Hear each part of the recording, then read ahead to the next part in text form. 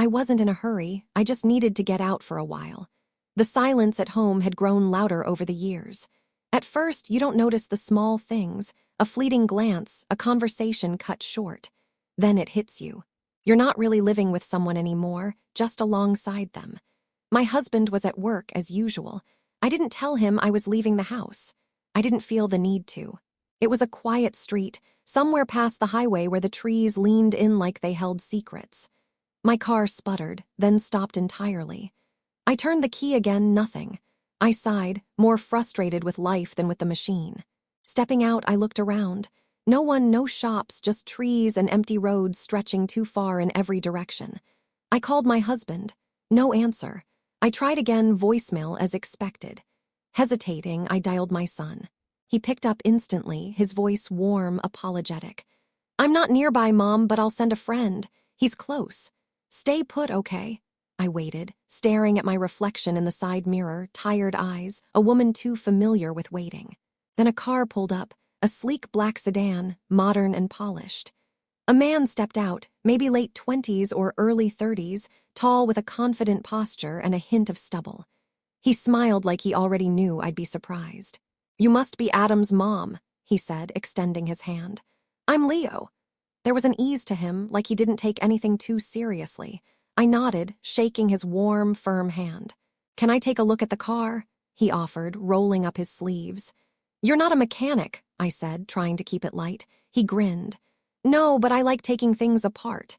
He leaned under the hood, tinkered for a few minutes, then shut it with a firm thud. "Looks like the battery's dead.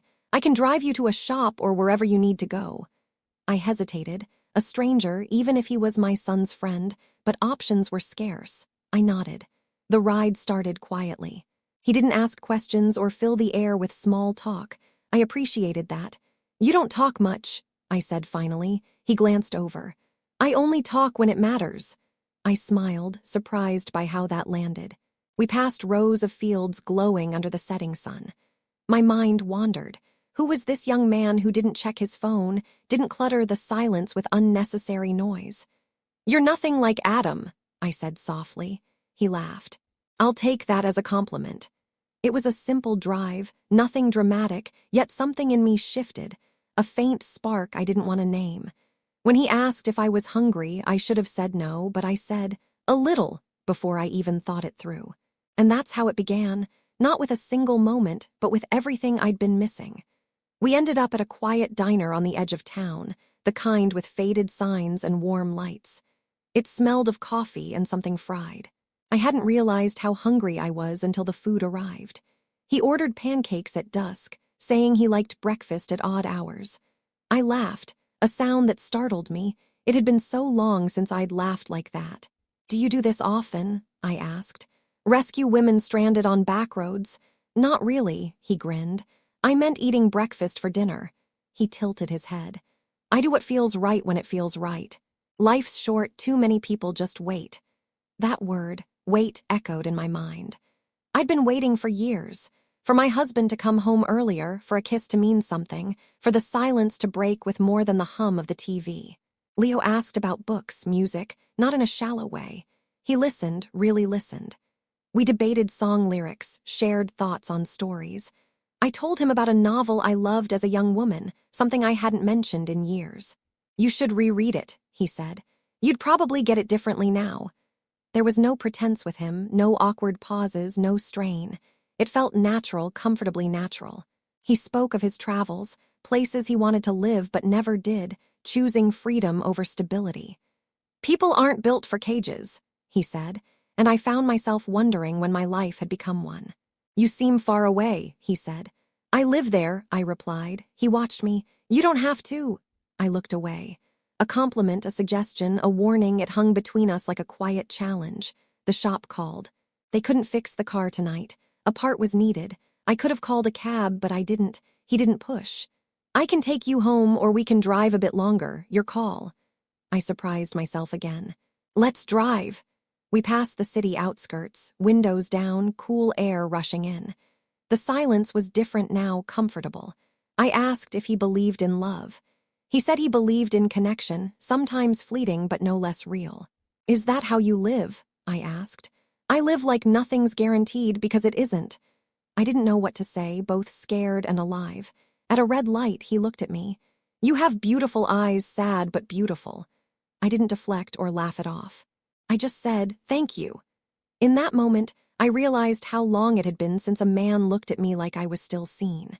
When he asked if I wanted to keep going, I nodded, not because I was lost, but because, for once, I wasn't ready to go back. We found a quiet spot overlooking the city, distant lights blurred like fallen stars. Neither of us said much.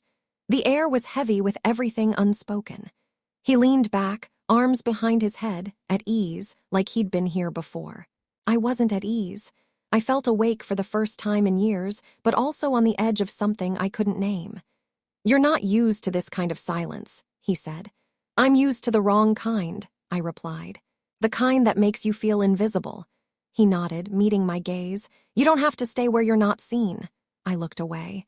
It's not that simple. It is. We just pretend it's not because change scares us. There was no judgment in his tone, just truth spoken plainly. I should have disagreed. I didn't. He reached out, gently touching my hand. I didn't pull away, which surprised me. I let it happen not out of impulse, but because I was tired of pretending. His hand was warm, steady, not pressing, just present.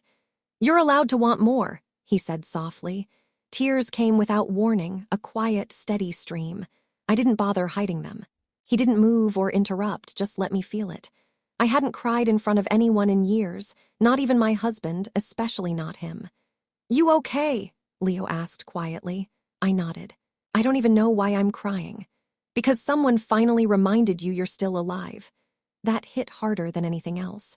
I was alive, and I'd been living like a shadow of myself for too long. He leaned closer, slowly, carefully, not rushing me. Our faces were inches apart. I could have pulled back.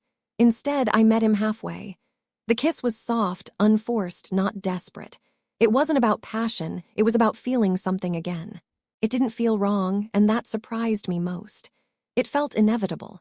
When it ended, he looked at me without asking for more, without pressure, just waiting, like he knew I had to process it myself. I don't know what I'm doing, I whispered. That's okay, you don't have to. I kissed him again, this time with a certainty that surprised me. Every part of me that had been dormant came rushing back. Time blurred after that. No plan, no logic, just closeness, warmth, and a quiet understanding that we'd crossed a line we couldn't uncross. Neither of us apologized. Later, as we sat in silence again, he said, I'm not here to fix you. I just didn't want you to keep breaking alone. I didn't respond. I had no words for what that meant to me. But I knew something had changed, not just between us, but within me. I wasn't sure I wanted to go back to who I'd been before that night. I woke in my own bed, the sheets too crisp to feel familiar. The sun barely touched the curtains.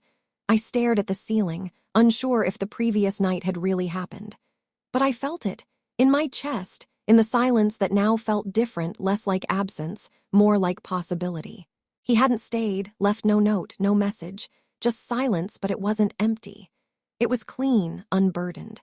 He hadn't tried to make it more than it was. My husband was already downstairs, clattering in the kitchen, not to make me breakfast, but to make just enough noise to remind me he was there without offering anything real. He greeted me with a nod, not looking up from his coffee. No questions, no warmth, just routine. I sat across from him, studying his face. The lines had deepened, his eyes dulled by habit. We'd built a life that ran on autopilot. I used to miss him, even when he was right there. Now I felt nothing at all. That scared me more than anything. I thought about telling him, not confessing, not causing pain, just being honest for once. But I didn't. It wouldn't matter. He wouldn't hear it. He hadn't really heard me in years. The day passed like any other. The world didn't shift, no consequences knocked at the door, but I wasn't the same. A week later, we hosted a small gathering for our son's birthday. He arrived with friends' laughter, the kind of energy I'd forgotten could fill a room. Then I saw him, Leo, walking in like any other guest, casual, unreadable. He didn't look at me right away, but when he did, it was just for a second. One glance was enough, no words, nothing reckless, just a shared memory. Neither of us needed to say it out loud. I moved through the party as if everything was normal, but I felt different inside. Clear, not guilty, not ashamed, just aware that I'd crossed a threshold with no way back. Later that night, after everyone left, I stood alone in the hallway. I thought about the woman I used to be, patient, lovely, numb. Then I thought about that night. The drive, the kiss, the way he said I didn't owe my misery to anyone. I hadn't seen him since, and I didn't expect to. That wasn't the point. What we shared wasn't forever, nor was it about love in the traditional sense. It was about being seen in a moment when I was fading. And that mattered. Some storms come to destroy, others remind you there's still fire beneath the ashes. He wasn't my escape, he was my mirror. Sometimes, that's all it takes to return to your own life with eyes wide open.